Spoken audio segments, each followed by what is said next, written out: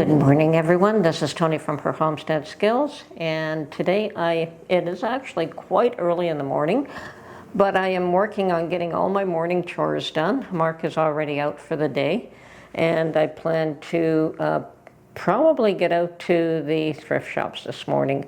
It is a rainy, cloudy day, but Tuesdays are the discount days from the thrift shops, and I'm not expecting to find anything, but you can always hope that you could find a treasure here or there. And I may go to more than one. I may go to two shops that are not too far away from each other. So we'll see what happens there. Of course, the big push is to get ready for the winter, to have your pantry fully stocked, and been working on that. I know a lot of you have as well. My garden is pretty much done. I just have to, well, I'm glad for the rain because that should soften the soil, and then I can go turn it and plant some garlic, but it probably will need a little bit more rain than that, and the soil is pretty hard when it's dry. And I do need to at least turn a couple of inches. Not necessarily much more than that, but I do need to turn that. So. And of course my strawberry plants that I have here in big pots need to get out to the ground because they likely won't survive in big pots out here over the winter. So, and I've gotten to the point where they're over a foot tall. They're beautiful plants, and it would be a shame to lose them at this point, considering that they were pretty much for free. So that's another thing. Are we collecting our seeds from our plants that we've grown successfully this year? I always save my grape tomato seeds. I've had a very, very poor harvest of grape tomatoes this year, unusually poor. My tomatoes just have not done well, but there's enough of them there to collect seed. There was enough to have a few salads, just nowhere near the prolific quantity I normally get of those. But I will save seed again. Beans again. I did not have a good bean harvest, but that was my own fault. I planted them close to the garlic, and apparently I've learned a lesson that you do not plant beans next to garlic. It stunts their growth. So lesson learned for next year. I will be, you know, as a gardener, you learn every year. I remember maybe 2 years back now, a young lady who got a plot at our garden allotment center, and we talked for a minute, and she said yes, it was her first year of gardening. Her intent was just to grow flowers, but that's fine. It's a learning experience no matter what you grow. But then she asked me how long I've been gardening, and I said, as far as I know, pretty much my whole life. As a little child, I always kind of worked in the garden alongside my mom, pretty much everywhere actually, in the kitchen, in the garden, in the laundry room, shopping, you name it. I seemed to be her good companion that way, even scrubbing the wax off the wood floors every weekend.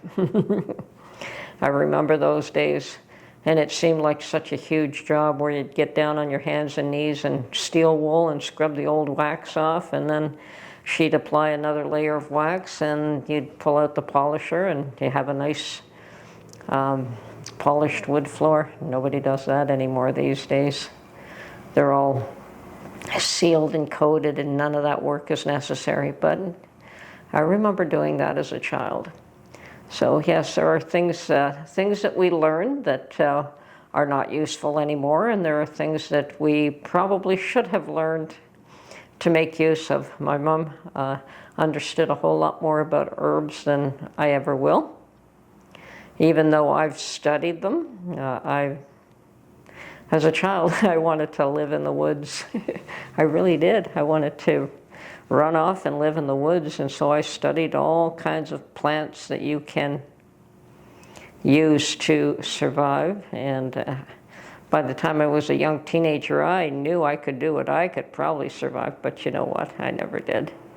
Never went off to live in the woods. Sometimes dreams never come true, and sometimes they're just delayed. We'll see what happens there. But anyway, don't need to learn how to live in the woods, don't need to learn how to collect foods to do that. But it's a skill that, for some people, would really come in handy.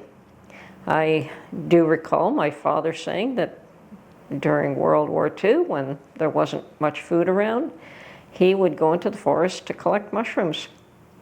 And yes, it's a skill that the old people have learned that, I certainly wouldn't know which mushrooms to collect and which ones to avoid. Yes, I'm still not all that secure in my knowledge of that kind of skill to actually bet my life on it. So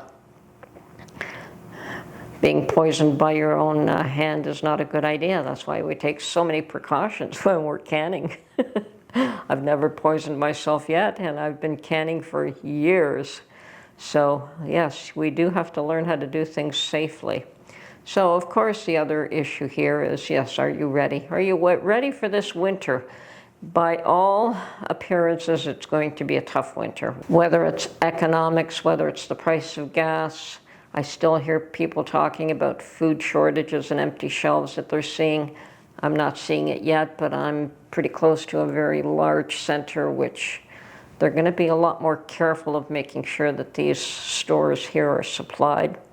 But I can understand that in small towns with, small grocery store might have a lot more difficulty getting the goods that they need to supply their immediate population. So it is going to be a tough winter, there's no doubt about it. So getting your pantry full, making sure that you have whatever medication that you need. I always buy my meds for a 3-month supply at a time. I would like to do more. I don't know if they're willing to give me, say, a 6-month supply. I may have to ask them. But at this point, no shortage of meds. No shortage of children's meds that I can see. Those shelves seem to be replenished again, but that doesn't mean that they can go down again. And we're seeing the recurrence of COVID, although with every iteration, with every new variant, the potency of the virus to do any harm is decreased. So yes, COVID back on the rise. And the trouble with that is not so much that COVID is back on the rise, but just the attempt by those in power to use that as a means to lock down their people again. I'm sure that the pharmaceuticals are making good money promoting their products. And some people do take every kind of medication available to them if it's available, and then there's others like Mark and myself who avoid every kind of medication until we're actually forced to. I mean, until you come out with a health situation that warrants that you absolutely need it, and hopefully you only take it for a very short time. I do take the occasional Tylenol for pain, but rarely. Like I said, I keep some Advil and some Tylenol in the house, and we use that very rarely. So fortunately, we're lucky enough that we do not have to rely on medication. I do have my blood pressure meds, but that is it. That is the one medication that I have to take consistently. So yes, there is the one, but it isn't multiples. Fortunately, I know that other people suffer from other health-related issues where they need a little bit more assistance than what I do. So anyway, as far as having your pantry ready, your medicine cabinet full, your heat and your energy sources tapped up. If you're lucky enough to have a wood stove, hopefully you've got all your wood stacked up and ready for the year, and some for next year as well. So be as prepared as you can, and as I've always said, we can never be prepared for everything.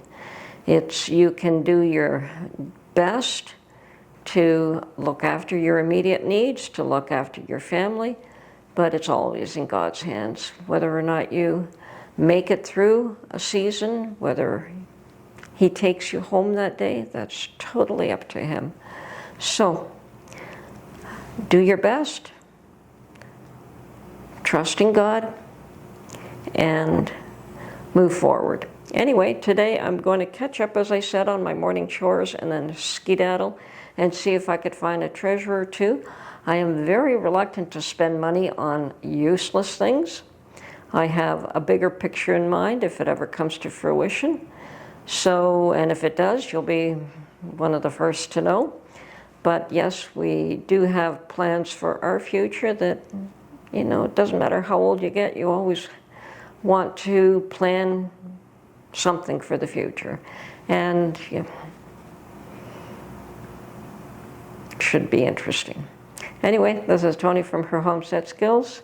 Hope you enjoyed my little monologue today, and we will catch you on the next one. Be prepared, be ready. Tough winter ahead. Bye for now.